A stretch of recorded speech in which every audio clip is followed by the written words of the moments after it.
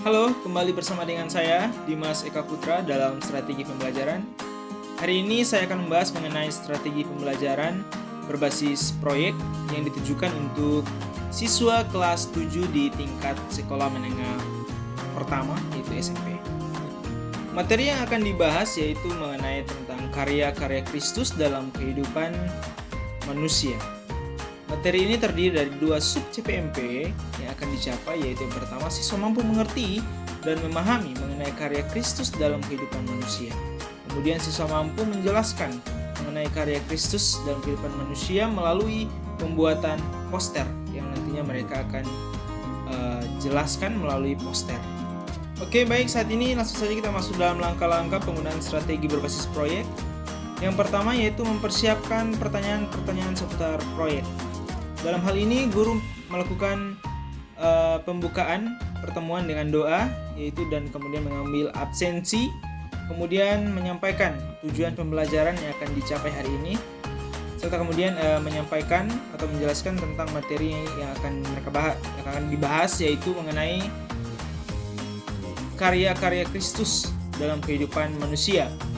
Saya sebagai guru menjelaskan tentang karya-karya Kristus dalam kehidupan manusia, sehingga kemudian menimbulkan pertanyaan-pertanyaan, yaitu seperti apa bentuk-bentuk atau karya-karya Kristus yang terjadi dalam kehidupan manusia, bagaimana perjalanan kehidupan Kristus dalam dunia ini sehingga kemudian ia bisa menghasilkan karya-karya.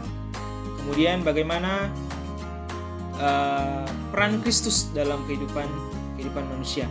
Nah, pertanyaan-pertanyaan ini yang kemudian menimbulkan masalah yang akan diselesaikan atau akan dipecahkan kemudian oleh siswa. Kemudian kita masuk dalam langkah yang kedua, yaitu menyusun rencana pengerjaan proyek.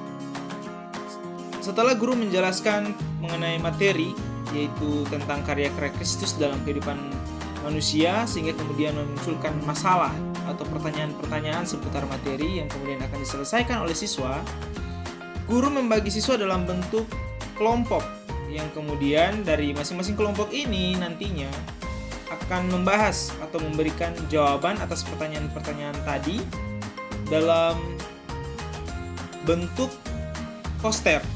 Jadi mereka memberikan jawaban dalam bentuk poster yang nantinya akan dipresentasikan di depan kelas nanti.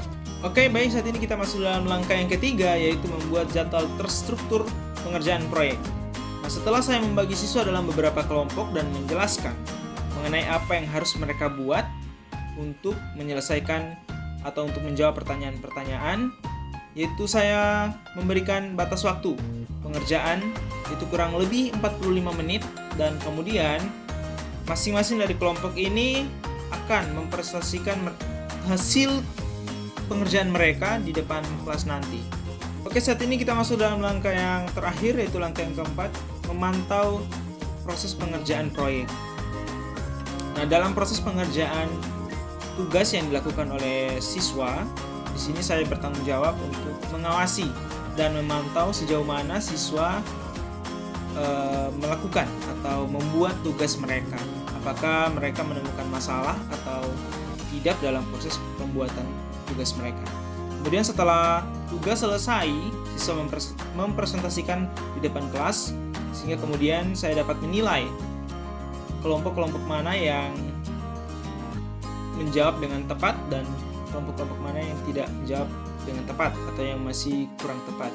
Setelah itu melakukan evaluasi. Dalam evaluasi ini saya menanyakan kembali mengenai apa yang mereka mengerti, apa yang mereka tangkap dari tugas-tugas yang mereka kerjakan, yaitu mengenai tentang karya-karya Kristus dalam kehidupan manusia.